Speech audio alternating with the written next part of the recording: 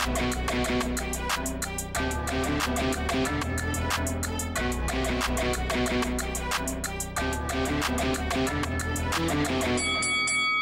guys, welcome to Boxing Squared for boxing news and views from around the internet.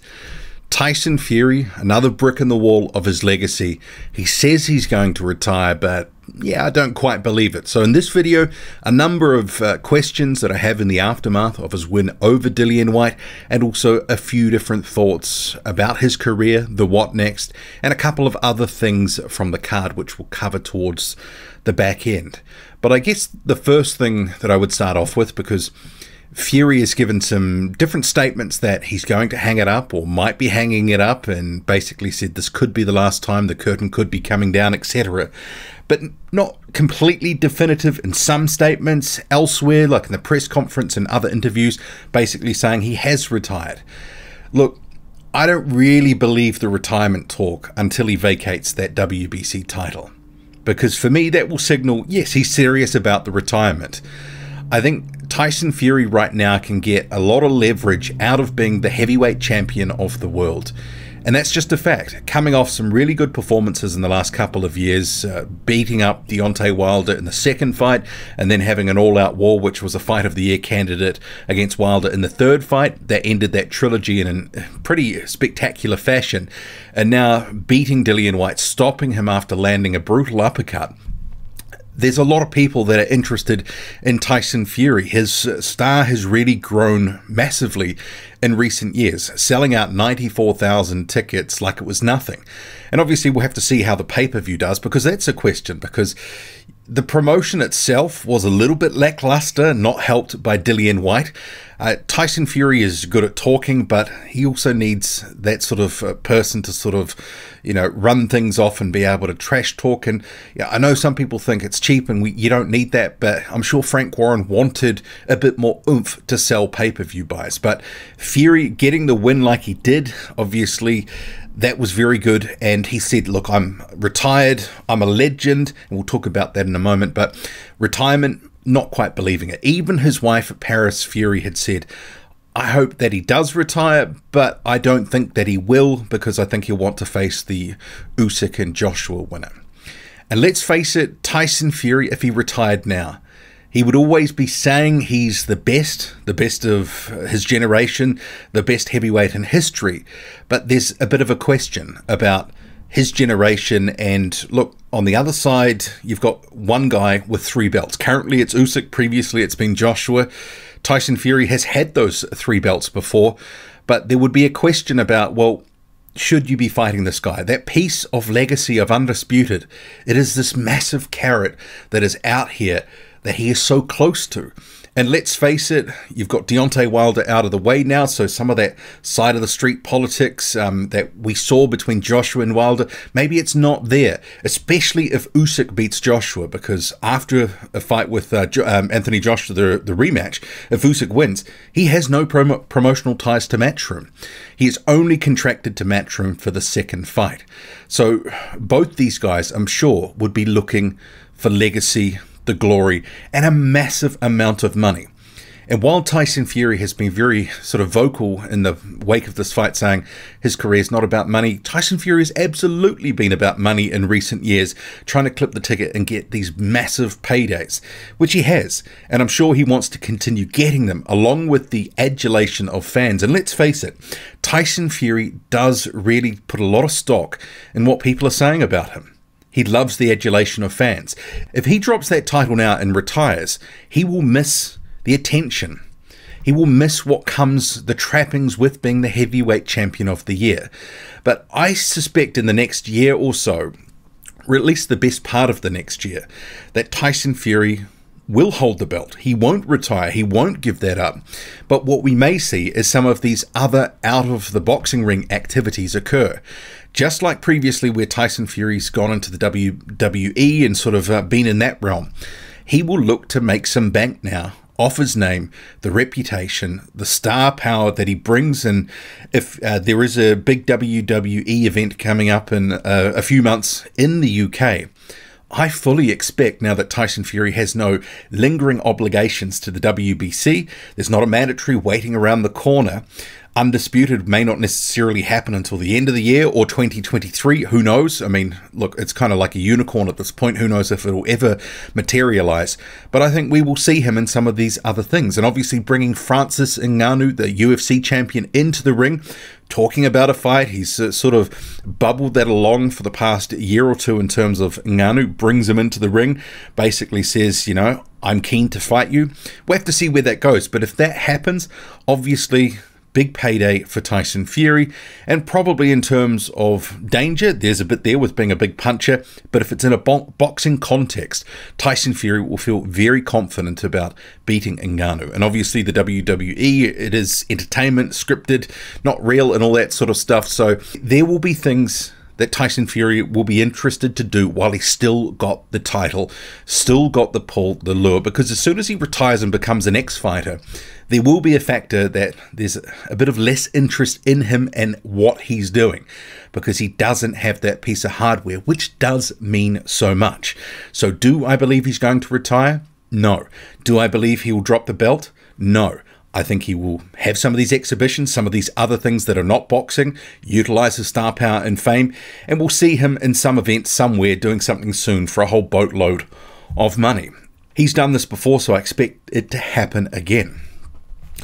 So moving on to a question that I've had in the wake of this fight, and I'll be interested for your take on this, because Tyson Fury controlled the action for the most part, and obviously ended up dropping and detonating that kryptonite uppercut on White, and that ultimately ended the fight.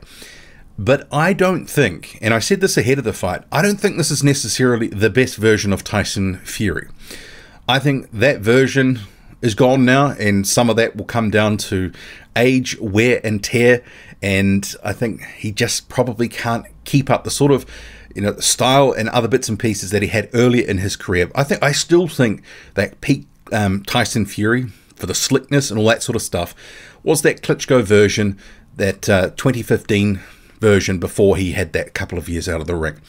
But I still think this version of Tyson Fury, and obviously it is a bit of a newer sort of updated model in the sense that he's got a new trainer, he's working in more aggression, he's trying to throw more power shots, he is being more offensive. And I still think this version of Fury is very, very good. And it's still going to be enough to beat pretty much everyone in the heavyweight division. But it is one of these things, eventually, if he keeps fighting for long enough, what is he, 33, 34 years old, if he has another 4 or 5 years in the sport, fights, all that sort of stuff, he'll get beaten at some point. But it can't be underestimated how good this version of Tyson Fury is. And I think that style of trying to be able to box and move for 12 rounds, I'm not sure that he's completely suited to doing that anymore. Even in that fight against Dillian Whyte, he wasn't continuously moving. It wasn't, he was letting Dillian Whyte land those body shots. You know, he wasn't trying to get out of the way, and 1 or 2 times he was sort of laughing at Whyte. But I think obviously the defense is still pretty good, decent head movement. But even in that fight, he wasn't always moving his head as he has in the past. But this version of Tyson Fury is a problem. Huge guy with good skills, he can box and move, and he's got a good chin and good stamina. That's a pretty tough cover for anyone to beat. And do I want to see undisputed if it's Joshua or Usyk? Of course. And I guess that's the other point that I forgot to mention earlier. There will always be a question if Fury retires and doesn't face at least one of those 2 guys, especially in an undisputed context. If for whatever reason undisputed doesn't happen because of financial reasons and people trying to A-side each other, all that sort of stuff, well, you can kind of go, well, it was a missed opportunity. But I still think for his resume and, you know, his legacy, the more wins, the better. Because right now you've obviously got Klitschko, Wilder, Whyte, Chisora, Wallin, a couple of other okay wins there as well from earlier in his career. But having an Usyk or having a Joshua or having both, that puts him over the top in terms of being an all-time great. I know Fury says he's the best ever right now, but I think obviously over the course of the heavyweight division in some of the different areas, there's some really good fighters that would give Fury some fits and be very competitive fights. And I don't like sort of comparing across generations, but you could definitely say, one, if he fights for undisputed, becomes undisputed, it would be indisputable that he would be the best of this generation and basically could be seen to have cleared out the division. And that piece of legacy, those bragging rights, Fury would absolutely love to have. He already says he's faced the best of his generation, and he has faced some really good heavyweights, some of the best of his generation.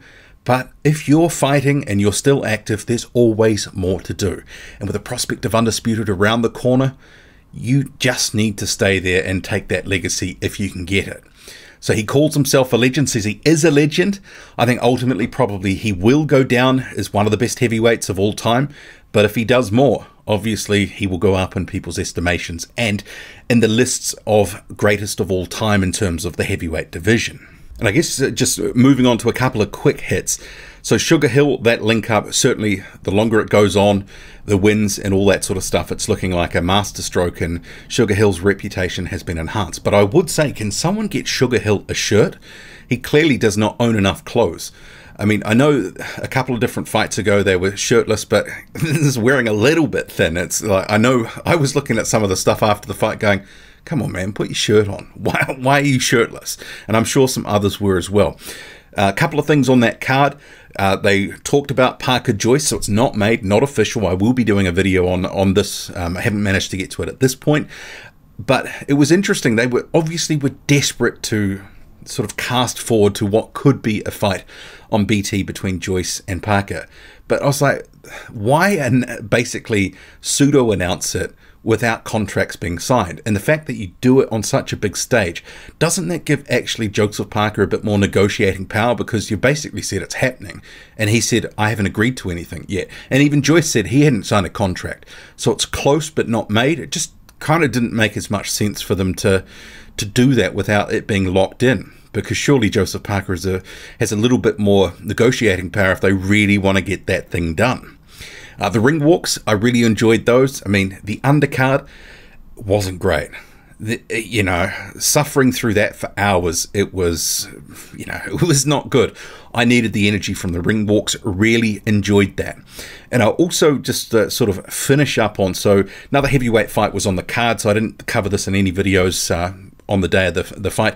David Adeleye, you had versus Chris Healy. So they got a stoppage in, what was it, 4 rounds. Still questions remain about Adeleye. I mean, he sort of acts like he's this big rising star in the heavyweight division. I'm not so sure. And there was some of those things that we saw against Sokolowski, just really low volume. He's really at risk of being outworked again when he climbs back up.